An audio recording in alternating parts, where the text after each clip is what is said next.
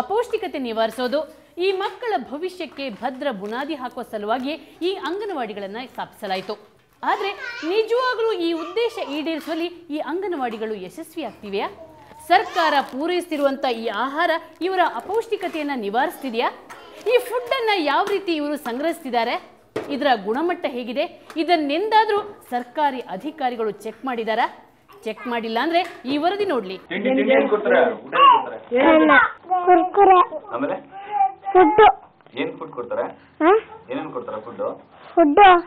Food ಮನೆ ಕೊಡೋದು. ಏನೇನ್ ಕೊಡ್ತಾರೆ?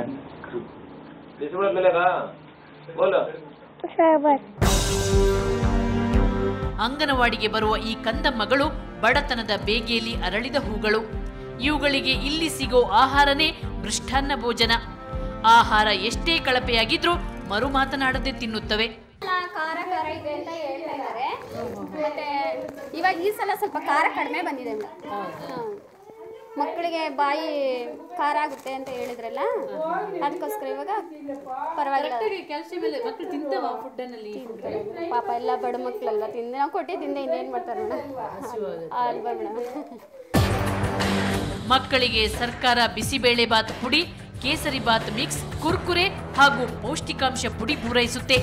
ಆದ್ರೆ ಈ ರೆಡಿಮೇಡ್ ಆಹಾರ ಮಕ್ಕಳಿಗೆ ಇಷ್ಟ ಆಗುತ್ತಾ ಇಲ್ವಾ ಅಂತ ನಮ್ಮ ಅಧಿಕಾರಿಗಳು ಎಂದಾದ್ರೂ ಮಕ್ಕಳನ್ನ ಕೇಳಿದ್ದಾರಾ?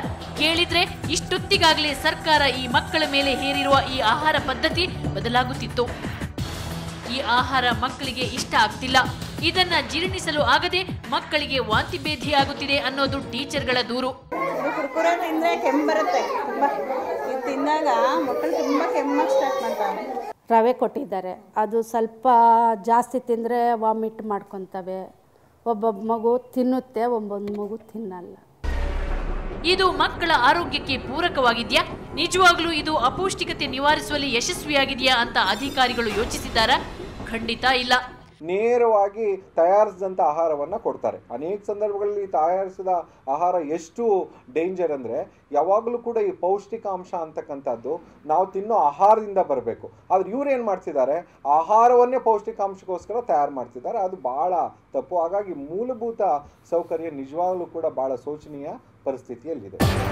ನಮ್ಮ ರಾಜ್ಯದ ಎಲ್ಲಾ ಮಕ್ಕಳಿಗೆ ಒಂದೇ ರೀತಿಯ ಆಹಾರ ಪೂರೈಸಲಾಗುತ್ತೆ. ಆದರೆ ನಮ್ಮ ರಾಜ್ಯದ ಒಂದೊಂದು ಭಾಗದಲ್ಲಿ ಒಂದೊಂದು ರೀತಿಯ ಆಹಾರ ಪದ್ಧತಿ ಇರುತ್ತೆ.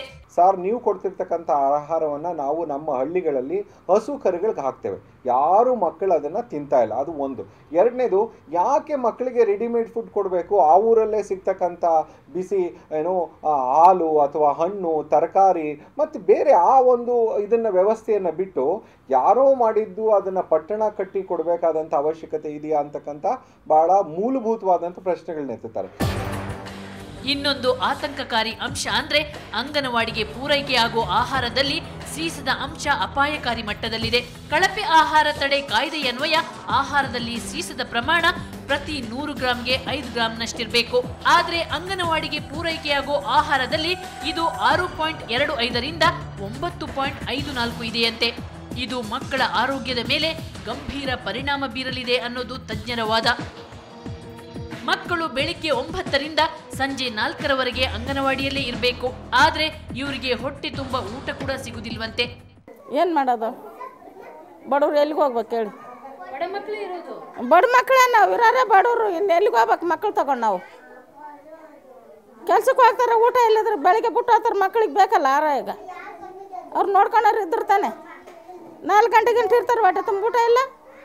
ನೀರು ಕೊಟ್ಟರೆ ಏನು ಮಾಡ್ತಾವೆ? ಇದು 2 ತಿಂದರೆ ಏನಾಗುತ್ತೆ ಹೇಳಿ? ಇದೊಂದು ಇಷ್ಟಿಷ್ಟು ಕೊಟ್ಟರೆ ಮಕ್ಕಳಿಗೆ ಹೊಟ್ಟೆ ತುಂಬುತ್ತಾ? ನೋಡಿ, ಇಷ್ಟಿಷ್ಟು ಕೊಡ್ತಾರಮ್ಮ, ಇಷ್ಟಿಷ್ಟು ಕೊಡ್ತಾರೆ. ಇದು ತಿಂದು ನೀರು ಕುಡಿದ್ರೆ ಹೊಟ್ಟೆ ತುಂಬುತ್ತಾ? ಇಷ್ಟಿಷ್ಟು ಒಂದು ಮಕ್ಕಳಿಗೆ. ಇನ್ನು ನಾವು ಭೇಟಿ ಕೊಟ್ಟ ಹೆಚ್ಚಿನ ಅಂಗನವಾಡಿಗಳಲ್ಲಿ ವ್ಯವಸ್ಥಿತವಾದ ಅಡುಗೆ ಮನೆಯೇ ಇಲ್ಲ. ಕತ್ತಲ ಕೋಣೆಯಲ್ಲಿ ಸ್ಟವ್ ಇಟ್ಕೊಂಡು ಅಡುಗೆ ಮಾಡಬೇಕು. ಅಡುಗೆಗೆ ಹಲ್ಲಿ ಹಾವು ಬಿದ್ರೂ ಗೊತ್ತಾಗಲ್ಲ. ಇನ್ನು ಈ ಆಹಾರ ಪದಾರ್ಥಗಳನ್ನು ಎಲ್ಲೆಂದರಲ್ಲಿ ಬಿಸಾಡಲಾಗಿದೆ. ಅದನ್ನ ಸಂಗ್ರಹಿಸಿ ಇಡಲು ವ್ಯವಸ್ಥಿತವಾದ ಕೋಣೆ ಇಲ್ಲ. ಇದಕ್ಕಿಂತಲೂ ಗಂಭೀರ ವಿಚಾರ ಅಂದ್ರೆ ನಾವು ನೋಡಿದ ಹೆಚ್ಚಿನ ಆಹಾರದ ಪೊಟ್ಟಣಗಳ ಬಳಕೆಯ ಅವಧಿ ಮೀರಿತ್ತು. ಇದೇ ಆಹಾರವನ್ನ ಮಕ್ಕಳಿಗೆ ಉಣಬಡಿಸಲಾಗುತ್ತೆ. ಆರೋಗ್ಯ ಕೆಟ್ರೆ ಬಡವರ ಮಕ್ಕಳದ್ದು ಅನ್ನೋ ಅಸಡ್ಡೆ. ಗೌರ್ಮೆಂಟ್ ಇತ್ಲ ಕಣ್ಣು ಬಿಟ್ಟು ನೋಡಬೇಕು. ಈ ಪುಟ್ಟ ಮಕ್ಕಳಿಗೆ ನಾವು ಸಹಾಯ ಮಾಡದೇ ಇದ್ದರೆ ಇನ್ನು ಯಾರಿಗೆ ನಾವು ಸಹಾಯ ಮಾಡಬಲ್ವಿ? ಈ ಬಡ ಮಕ್ಕಳು ಅಸಹಾಯಕರು ಇಲ್ಲಿ ತಂದು ಬಿಡೋದು. ಅಂಥ ಮಕ್ಕಳಿಗೆ ನಮ್ಮಿಂದ ಸಹಾಯ ಇಲ್ಲ ಅಂತ ಗೌರ್ಮೆಂಟು ಕೈ ಚೆಲ್ಲಿ ಕೂತ್ಕೊಂಡ್ರೆ ಈ ಗೌರ್ಮೆಂಟು ಇನ್ನು ಯಾವ ಸ್ಕೂಲನ್ನು ಉದ್ಧಾರ ಮಾಡ್ಬೋದು? ಈ ಪ್ರೈವೇಟೈಸೇಷನ್ಗೆ ಅಂದರೆ ಸ್ಕೂಲುಗಳಿಗೆ ಮಕ್ಕಳು ಹೋಗ್ತಾ ಇರೋ ಕಾರಣನೇ ಮೂಲ ಇಲ್ಲಿಂದ ಶುರುವಾಗುತ್ತೆ. ಅಂಗನವಾಡಿಗಳಲ್ಲಿ ಮಕ್ಕಳಿಗೆ ನೀಡೋ ಆಹಾರದ ಬಗ್ಗೆ ಸಾಕಷ್ಟು ದೂರುಗಳು ಬಂದಿವೆ.